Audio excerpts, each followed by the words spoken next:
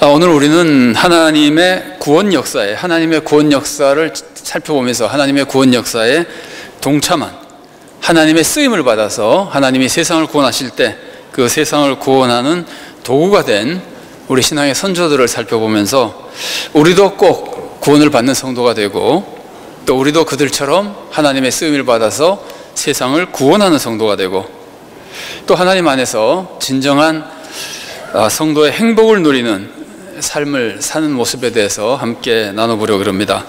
오늘 살펴보려고 하는 신앙의 선조는, 오늘 우리가 본문에서 노아에 대해서 읽었잖아요. 노아만 살펴보려는 건 아니고요. 노아, 구원의 역사를 이루는데 굉장히 중요한 사람이 노아죠, 그죠? 세상을 다 멸하실 때 노아를 통해 가지고 인류를 이어가셨잖아요. 노아가 굉장히 중요한 구원의 역사를 이룬 사람이고, 그 다음에 구원, 그러면은 대표적으로 선택받은 사람이 누굽니까? 하나님이 타락한 세상을 구원하실 때 그 사람을 선택해서 세상을 구원하는 역사를 이루어간 그 대표적인 사람이 누굽니까?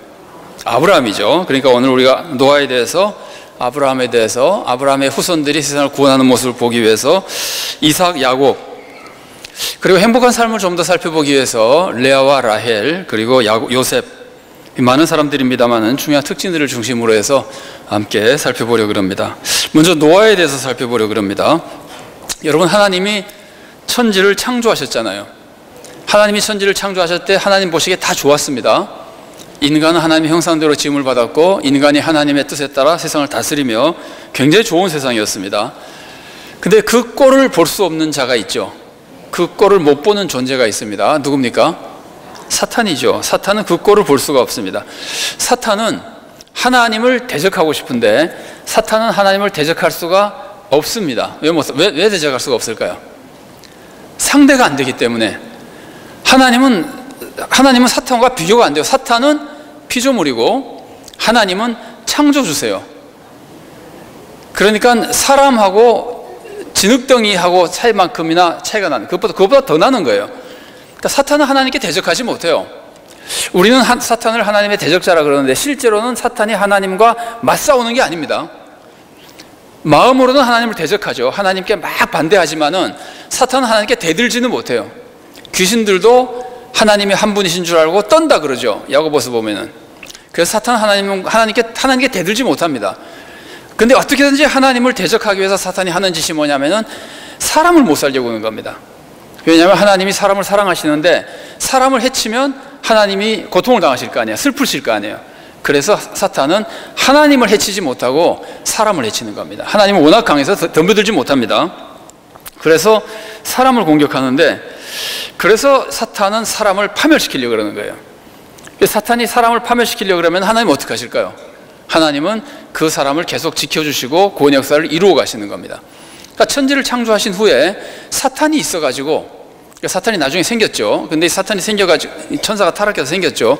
그 사탄이 어떻게든지 하나님을 대적하려고, 자기가 직접 하나님과 싸울 수 없으니까 사람을 못 살리고, 그래서 사람을 파멸시키려고 그러고, 하나님은 사탄이 파멸시키려고 하는 사람을 보호해 주시고 구원 역사를 이루어 가시고, 그러다가 나중에 사탄까지 멸하시고 새하늘과 새 땅을 완성하시는 것이 이제 하나님의 그 천지 창조로부터 종말까지의 모든 역사라고 볼 수 있습니다. 사탄과 하나님은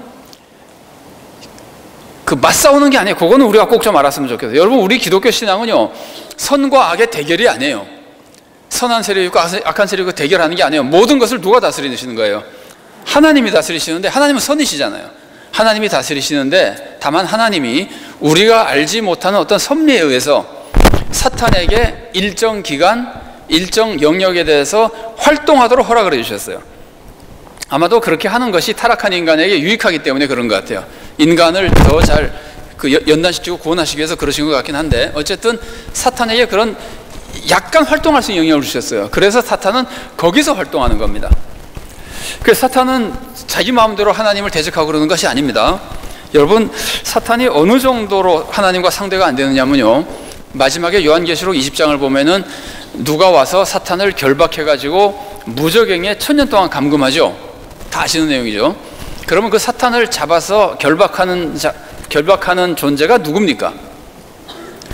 자, 셋 중에 골라보세요. 그 사탄을 결박하는 존재가 하나님입니까? 예수님입니까? 천사입니까? 천사예요, 천사. 하나님이 갈 필요가 없어요. 예수님이 가서 사탄 결박할 필요가 없어요. 천사 몇 명이 갈까요? 딱 한 명이 가요. 요한계시록 20장 읽어보시면 1절부터 몇 절만 읽어보시면 그게 나와요. 하나님이 천사 하나만 보내도 사탄 결박해가지고 집어넣을 수 있어요. 사탄과 하나님은 비교가 안 되는 존재예요. 다만 그 사탄이 인간을 괴롭히는 거예요. 그럼 하나님이 인간을 지켜주시고 보호해주시면서 구원 역사를 이루어 가시는 거예요. 자, 사탄은 하나님이 세상을 만드시고 인간을 만드시고 좋은 세상을 만들어 놓으셨을 때 사탄은 그걸 망가뜨리기 위해서 인간을 공격하는데 아담과 하와를 공격합니다. 그래서 아담과 하와가 거짓말에 속아서 죄를 짓죠. 그래서 타락합니다. 그래서 인간이 타락해서 인간이 파멸될 거 아니에요. 그러니까 사탄의 뜻대로 되는 거죠. 그렇게 되면. 그러니까 하나님은 그렇게 되지 않도록 하기 위해서 누구를 보내주시냐면은 아벨을 보내주세요.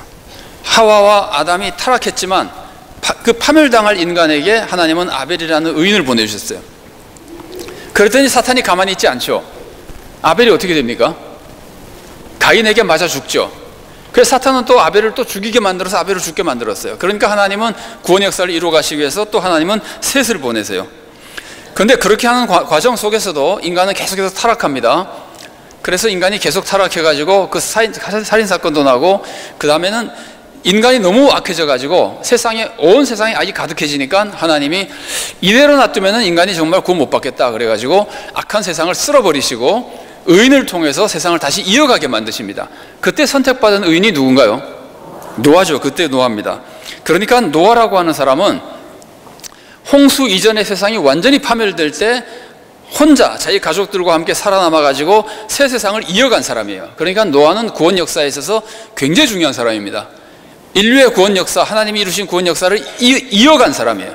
굉장히 중요한 사람입니다. 그럼 노아는 어떻게 해서 구원의 역사를 이어갈 수 있었을까, 이루어갔을까 하면은, 노아는 크게 세 가지 사역을 통해서 구원 역사를 이루어갔어요. 근데 노아는 이 세 가지 위대한 사역을 했을 뿐만이 아니라 한 가지 아주 심각한 실수를 저질렀어요. 그래서 노아의 일생에 대해서는 우리가 그 문제를 조금 함께 살펴보려고 합니다. 노아의 특징이 뭐냐면요, 노아는 이제 방주를 짓고 인류의 구원을 이어갔는데, 노아의 특징이 뭐냐면은 뭘까요? 노아의 특징이, 방주를 짓기 전에 노아의 특징이 뭘까요? 당대의 완전한 자라. 노아의 특징은 의인이었다는 겁니다. 그래서 노아가 구원의 역사를 이루어간 첫 번째 조건은 뭐냐면은 의롭게 살았던 거예요. 여러분, 지금도 하나님께서는 의인을 사용하셔서 구원 역사를 이루어 가십니다. 여러분, 하나님께서 세상을 구원하실 때 우리는 다 구원 역사에 동참하고 싶고 구원 역사를 이루는 종이 되고 싶잖아요. 여러분 중에서 아무도 나 혼자 구원받겠다는 사람은 없죠. 우리가 다 세상을 구원하는데 하나님의 쓰임을 받고 싶잖아요. 근데 하나님이 세상을 구원하실 때 하나님은 의인을 들어서 쓰십니다. 그러면 아마 이렇게 반론을 생각하시는 분이 있을지도 모릅니다. 아니, 하나님이 죄인을 들어서 쓰시지 어떻게 의인을 들어 쓰십니까? 하나님이 죄인 들어 쓰시는 건 맞아요. 우리도 죄인이었는데 지금 예수님께서 의인이 된 거지, 우리가 몰래 의인이 아니에요. 하나님이 죄인 들어 쓰시는 건 맞습니다. 착각하면 안 되는 것이, 하나님이 죄인을 불러서 쓰실 때 죄인을 불러다가 옛날에 살던 그대로 죄를 지으면서 계속 악하게 살게 하면서 세상을 구원하는 일을 시키겠습니까? 아니면은 죄인을 불러서 삶을 고치고 사람을 바꿔놓고 변화된 사람으로도 세상을 구원하는 역사를 하도록 쓰시겠습니까? 바꾸죠. 의롭게 살도록 바꿔서 하시는 겁니다. 하나님은 죄인을 불러가지고 그대로 계속 죄 지으면서 세상을 구원하라 그러지 않습니다. 죄인을 불러가지고 의롭게 살면서 세상을 구원하는 역사를 이루라 그러는 겁니다. 아니, 세상 구원하는 역사는 그만두고 우리가 구원을 받으려고 그래도 죄인으로서 구원받았지만 구원을 받은 다음에 이전과 똑같이 죄인으로 살아야 되는 겁니까? 아니면 의롭게 살아야 되는 겁니까? 의롭게 살아야 되는 거예요. 그래서 우리가 세상에서 소금과 빛이라고 하는 것은 우리의 의로운 삶으로 세상에 하나님을 영화롭게 하는 사람이 되어야 된다는 거예요. 이거 절대로 잊어버리면 안 됩니다. 하나님은 죄인 부르십니다. 죄인 불러서 구원해 주시고 죄인 불러 쓰십니다. 그러나 죄인을 그대로 쓰시는 것이 아니고 의인으로 바꿔서 쓰신다는 말이에요. 그런데 교회 다니는 사람들이 죄인 들어 쓰시니까 내가 아무리 죄를 많이 져도 훌륭한 사람이 될 수 있다고 생각하는 사탄이 속이는 거짓말입니다. 사탄이 하와 속인 것과 똑같은 거짓말입니다. 예수님이 예수님의 제자들을 훈련시키시고, 어느만큼 훈련시키셨냐면은 3년 동안 예수님이 가르칠 거 다 가르치시고 기적 다 보여주시고, 뭐 다는 아니겠지만 충분히 보여주시고, 그 다음에는 그 사람들 훈련 보내서 나가서 전도하면서 기적 행하면서 다 해보게 하셨어요. 그것만으로도 부족해서 예수님은 제자들이 예수님의 십자가를 체험하게 만드시고, 부활하신 후에 또 예수님은 제자들을 만나셔가지고 부활하신 예수님이 직접 만나서 제자들을 며칠 동안 함께 계셨죠? 40일 동안 함께 계시면서 가르치셨어요. 그러니까 제자들은 배울 거 다 배웠어요. 예수님 믿고 있어요. 그런데 예수님이 제자들 보고 나가서 선교하라 그럽니까? 아직 하지 말라 그럽니까? 아직 하지 말라 그러죠. 언제 하라 그래요? 성령님이 임하시면. 그러니까 죄인을 불러서 쓰실 때 죄인 그대로 쓰시는 것이 아니고, 삶도 고치지만 그것만으로도 부족해서 성령님이 임하시고 나야 비로소 하나님의 일을 할 수 있다는 거예요. 성령님이 임하시면 우리가 어떻게 될까요? 성령님이 임하시면요, 첫 번째로는 예수님을 잘 믿게 됩니다. 성령님은 믿음을 주십니다. 두 번째로 성령님이 뭘 주시냐면은 성령님의 열매를 주십니다. 성령님의 열매는 올바른 삶을 사는 인품이에요. 성령님의 열매를 읽어보십시오. 그건 일하는 거 아니에요. 사랑과 희락과 화평과 이게 일하는 겁니까? 일하는 거 아니에요. 인품이 바뀌는 것이고 삶이 바뀌는 거예요. 그래서 성령님의 열매를 통해서 올바르게 사는 사람이 되고, 그리고 성령님의 은사를 통해서 일하는 능력을 받고, 믿음과 올바른 삶과 능력을 받고 나가서 그때부터 하나님 나라에서 일하는 거예요. 그러니까 죄인을 들어서 쓰시는데 죄인 그대로 쓰시는 것이 절대 아니라는 겁니다. 그 죄인을 하나님이 바꾸셔서 하나님 뜻에 맞는 사람으로 하나님 앞에서 의인으로 세워서 쓰시고, 또 의인으로 훈련받게 쓰시는 겁니다. 자, 신약 성경에 보면은 감독과 집사의 자격이 나오죠. 감독과 집사의 자격을 가만히 보면은 믿음이 있어야 되고, 물론 그 다음에 삶이 악해도 되는 겁니까? 선해야 되는 겁니까? 삶이 선해야 감독과 집사의 자격을 가질 수 있는 거예요. 우리가 구원받았으면, 하나님의 자녀가 됐으면 바르게 살아야지 산 믿음이 되고 진짜 구원을 받게 되고, 그 다음에 소명을 받아서 하나님의 뜻을 이루어 드리려고 해도 바르게 살아야 되는 겁니다. 능력 얻는 것보다 더 중요한 것은 바르게 사는 겁니다. 여러분 생각해 보세요. 성령님의 열매와 성령님의 은사 중에 어느 게 더 중요합니까? 좀 헷갈립니까? 성령님의 열매가 더 중요합니다. 왜냐하면 성령님의 열매는 없으면 안 되는 거예요. 성령님의 은사 못 받으면 구원 못 받습니까? 못 받아도 구원 받아요. 전혀 상관없어요. 하나님이 주시는 대로만 하면 돼요. 성령님의 열매는 반드시 맺어야 되는 거예요. 성령님의 열매가 우리의 구원에는 훨씬 더 중요한 겁니다. 그래서 노아가 세상을 구원하는 도구가 된 첫 번째 이유는 노아가 바르게 살았기 때문입니다. 물론 믿음이 있었고, 믿음 안에서 그 믿음이 산 믿음이 되도록 바르게 살았던 겁니다. 철저히 의롭게 살았던 겁니다. 세상 사람들과 다르게 살았던 겁니다. 세상이 구원받지 못하고 있잖아요. 그건 구원받지 못한 세상을 구원하려면은, 그 구원받아서 세상을 구원하려고 하는 사람이 세상과 똑같은 사람이 되어야 되겠습니까? 세상과 다른 사람이 되어야 되겠습니까? 다른 사람이 되어야 되는 거예요. 삶이 달라야 되는 거예요. 우리 세상과. 남들 다 그러는데요라는 건 신자들은 하면 안 되는 얘기예요. 남들이 다 그러니까 지옥 가는데 우리는 남들 같이 하지 말고 남들과 다르게 해서 우리도 천국에 가고 그들을 천국으로 이끌어 와야 되는 거예요. 올바른 삶이 첫 번째로 노아의 특징입니다. 자, 두 번째는 순종입니다. 철저한 순종. 노아는 이제 선택을 받아서 방주를 지으라는 명령을 받잖아요. 그래서 노아가 방주를 지으라는 그 말씀에 순종하는데, 여러분 방주의 크기가 어느 정도 되는지 아십니까? 성경 보면 뭐 규빗 막 이렇게 나오면 우리가 좀 헷갈리는데요. 제가 미터로 만일에 환산해서 설명해 드리면은 방주의 크기가 길이가 약 133m. 옛날이라고 생각해 보세요. 요즘도 아니고 133m. 너비가 22m. 높이는 약 13m. 그래서 이거를 배로 만들어 놓으면은 배의 크기를 볼 때 배수량이라고 하는 것이 있거든요. 배수량으로 하면은 2만 톤급입니다. 이 배가, 방주가 2만 톤급 배입니다. 그래서 학자들이 연구한 바에 의하면은 19세기에 영국에서 19세기에 불과 1, 200년 전에 영국에서 굉장히 큰 배를 하나 만들었는데, 그 배가 비로소 방주보다 큰 배예요. 그 전까지는 19세기가 되기 전까지는 방주가 역사상 가장 큰 배예요. 어마어마한 배를 노아가 만드는 거예요. 만들으라 그러면 우리 같으면은 말도 안 된다고 생각하겠죠. 그 당시 생각으로는 상상도 할 수 없는 겁니다. 그런데 노아가 순종한 겁니다. 방주를 어디다 만들었나요? 물가에 만들었나요? 육지에 만들었나요? 육지에 만들었죠. 방주는 홍수로 물이 막 불어가지고 물이 한참 땅에 막 불어 올라온 다음에 방주가 떠요. 그러니까 방주는 제일 높은 산 위에 지은 건 아니라 하더라도 상당히 높은 육지 지역에다 지은 겁니다. 이것도 말이 안 되죠. 그렇게 큰 배를 땅에다 지어놓고 뭘 하겠다는 거예요. 전혀 말이 안 되는데도 노아는 순종한 겁니다. 그래서 여러분, 우리가 하나님의 일을 할 때는 우리가 믿음으로 바르게 살 뿐만이 아니라 하나님이 말씀하신 거면은 인간의 머리로 생각하지 말고, 하나님은 전능하신 분이잖아요. 그리고 전지하시니까 모든 것을 알고 말씀하시는 거잖아요. 그래서 하나님 말씀에 절대적으로 순종해야 되는 겁니다. 자, 노아는 이렇게 엄청난 방주를 이제 지었는데, 이거는 방주는 오늘날 무엇과 굉장히 비슷합니까? 교회와 굉장히 비슷하죠. 그래서 이 말은요, 교회를 굉장히 크게 만들어도 된다는 뜻이에요. 우리는 지금 대형 교회 그러면 자꾸 욕을 하잖아요. 여러분, 교회가 크다고 죄가 아니에요. 사람이 키가 크면 나쁜 사람입니까? 뚱뚱하면 나쁜 사람입니까? 아니잖아요. 하나님이 외모를 보십니까? 하나님 외모 안 보시죠?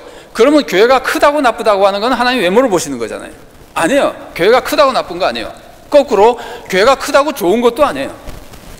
외모는 하나님이 정하신 대로만 하면 돼요. 이제 문제는 뭐냐면은, 내 욕심을 채우기 위해서 교회를 크게 하겠다 그러면 안 되는 거예요. 노아가 자기 욕심으로 방주를 크게 만들었습니까? 하나님이 명령해서 크게 만들었습니까? 하나님이 명령해서죠. 하나님이 여기는 큰 교회가 필요하니까 너는 큰 교회를 이루어라 그러면은, 내가 싫어도 큰 교회를 해야 되고, 내가 힘들어도 큰 교회를 해야 되는 거예요. 하나님이 이곳에는 사람이 없어서 작은 교회밖에 안 되겠지만 넌 이곳에서 꼭 사역을 해라 그러면은, 내가 아무리 큰 교회를 하고 싶어도 거기서 작은 교회를 이루어야 되는 거예요. 똑같은 사람이에요. 그냥 똑같이 순종한 사람이에요. 한 사람은 큰 교회 세우라는 일에 순종한 사람이고, 한 사람은 작은 교회 세우라는 일에 순종한 사람이에요. 순종이 중요한 것이지 크고 작은 게 중요한 것이 아니에요. 근데 어쨌든 노아는 어마어마하게 큰 이제 방주를 지었는데, 우리는 하나님의 뜻은 뭡니까? 온 세상을 구원하라는 겁니까? 몇 명만 구원하라는 겁니까? 광주가 시민이 몇 명이죠? 한 120만 명쯤 되나요? 150만 명쯤 되나요? 어쨌든 광주 시민이 있으면은, 아니, 광주에 100만 명이 넘는 시민이 있으면은 10분의 1이면 몇만 명이죠? 10만 명이잖아요. 10분의 1 이때는, 지금 광주에서 기독교인이 몇 명쯤 될까요? 광주는 그래도 기독교인이 굉장히 높은 비율인데, 그래도 광주에 안 믿는 사람이 뭐 수십만 명일 거 아니에요. 아마 100만 명쯤 될 거 아니에요. 지금 광주가 만약에 150만 명에 가깝다면. 그러면 하나님의 뜻은 그 중에서 몇 사람만 네가 구원하면 내가 만족한다겠어요? 될 수 있는 대로 많이 구하라는 거겠어요. 될 수 있는 대로 많이 구하라는 거죠. 그런데 내 욕심은 버리고 하나님만 바라보고 하나님이 주신 비전 안에서 내가 정말 큰 비전을 가지면 그거는 전혀 잘못된 것이 아닙니다. 그래서 우리는 대형 교회라고 무조건 욕하는 건 나쁜 사람입니다. 외모로 보는 사람입니다. 작은 교회라고 비난하는 사람도 나쁜 사람입니다. 외모로 보는 사람입니다. 하나님은 중심만 보시고 하나님 뜻에 순종만 하면 됩니다. 그래서 우리는 이제 겸손히 하나님의 뜻대로 사명을 감당해야 되는데, 이제 노아가 하는 것을 가만히 보면은요, 하나님이 하라는 대로 방주를 지었고, 굉장히 힘들지만 지었고, 그 다음에 하나님이 동물을 보내주시잖아요. 노아가 자기가 좋아하는 동물, 나는 반려견을 좋아하니까 걔는 절대로 2마리로 안 되겠습니다. 하나님, 걔는 내가 많이 데려오겠습니다. 걔는 200마리. 그랬습니까? 하나님은 노아는 하나님이 보내주신 대로만 받았어요. 나는 뱀은 싫습니다. 하나님, 뱀은 제외. 그랬습니까? 노아는 일체 그에 대한 권리가 없어요. 세상을 구원하는 건 하나님의 뜻이고, 하나님이 선택해서 예정해서 보내주신 사람은 우리는 무조건 받아야 되는 거예요. 돈 적은 사람 오지 마, 돈 많은 사람 오지 마, 이런 소리 하면 안 되는 거예요. 누구도 우리는 배척하지 말고 하나님의 뜻대로 겸손하게 받아들여야 되는, 이게 순종입니다. 자, 첫 번째는 바르게 사는 것이고, 두 번째는 순종하는 것인데, 힘들어도 순종하고 내 욕심과 달라도 순종하고 하나님의 뜻에 철저히 순종하는 것이 세상을 구원하는 사역자가 되는 겁니다. 자, 세 번째는요, 충성과 헌신입니다. 여러분, 노아가 방주에 있는 동안 뭐 했을까요? 그런 생각 해보셨어요? 노아가 방주에서 뭐 했을까요? 한 가지만 여쭤보겠습니다. 노아가 방주에서 무지무지하게 바빴을까요? 아니면은 좀 이렇게 휴가처럼 좀 편안하고 쉽게 지냈을까요? 바빴을까요? 뭐 하려고 바빴을까요? 네, 잘 안 들리지만 다 맞을 것으로 생각합니다. 자, 노아는요, 우선은요, 그들 먹여야 되잖아요. 먹을 것을 줘야 돼요. 그 먹을 것을 어떻게 했는지 아십니까? 노아가 방주 만들었을 때 먹을 것을 다 준비해서 방주 안에 집어넣어 놨어요. 그러니까 방주만 만든 것이 아니에요. 자, 그러면은 창세기 6장 21절 말씀 읽어보겠습니다. 창세기 6장 21절 말씀 같이 읽어보겠습니다. 너는 먹을 모든 양식을 내게로 가져다가 저축하라. 이것이 너와 그들의 먹을 것이 되리라. 노아가 자기 식구와 동물들 먹을 것까지 다 갖다 싸놨죠. 동물이 몇 마리쯤 됐을까요? 이건 이제 성경에 없는 건데, 이제 학자들이 연구해 본 바에 의하면은 대략 한 3, 4만 마리 됐을 것이다. 다 모릅니다. 물론 이제 하나님이 쌍씩 보내고 뭐 정결한 동물, 부정한 동물 다르게 하시기도 하셨지만 어쨌든 짐작입니다. 이건 모르는 거고. 그래도 우리보다 좀 그런 걸 공부하신 분들이 한 3, 4만 마리쯤 되지 않았을 것이라 그러는데, 아니 이거를 먹이려면은요, 이 8명이 사람 미치지 않겠어요? 뭐 어떤 방법으로 먹였는지 우리는 알 수 없습니다만 그걸 먹여야 돼요. 달리 말하면은 교회가 세상을 구원하려면은 교회도 먹여야 됩니다. 사람이 먹어야 살죠. 뭘 먹어야 살죠? 하나님 말씀을 먹어야 살고, 밥도 먹어야 살고, 위로도 먹어야 살고, 사랑도 먹어야 살고, 사람이 먹어야 삽니다. 그래서 교회에서 해야 될 굉장히 중요한 사명은 성도들에게는 물론 말씀을 먹이는 것도 있을 수 있고, 또 성도들에 격려해 주기 위해서 성도들에게 밥을 먹이는 것도 있을 수 있고, 세상 사람들에게도 자꾸 뭘 먹여야 됩니다. 전에 서울에서 교회를 사회봉사를 많이 하면서 급격하게 부흥한 교회가 있었는데, 그 목사님이 설교 중에 이런 말씀을 하시더라고요. 동네에 가난한 사람이 있으면은 쌀 한 가마니를 갖다 주잖아요. 그러면 쌀 한 가마니 다 먹기 전에 교회 나온대요. 그러니까 자꾸 먹여야 돼요. 먹인다는 것이 너무 단순한 표현이지만 예수님도 주기도에다가 먹을 것 달라 그러라고 기도하라 그러셨잖아요. 그러니까 먹을 것만 하는 것이 아니라 우리들에게 일용할 것들을 공급해 주는 거거든요. 사람들 자꾸 도와줘야 돼요. 영적인 양식 먹이는 것은 물론이고 육적인 양식도 도와주고 사람들을 도와줘야 돼요. 이게 세상을 구원하는 헌신의 사역입니다. 먹이기만 했을까요? 또 뭐 했을까요? 더 힘든 게 있죠. 먹이는 것보다 배설물 치우는 거 해야 돼요. 이것도 어떻게 쓸지 모르겠어요. 무슨 하나님이 지혜를 주셨을지 모르겠는데 어쨌든 정신없이 배설물을 치워야 되는 겁니다. 그러니까 노아는 방주 안에서 계속해서 그 가족들이 함께 동물들 먹이고 동물들 배설물 치워가면서 그 방주가 안락하고 건강하게 유지되도록 최선을 다해서 헌신하는 겁니다. 여러분, 교회도요, 성도들의 배설물을 치워줘야 됩니다. 성도들의 배설물이 뭘까요? 성도들의 배설물은 아마 주로 불평하는 거, 싸우는 거.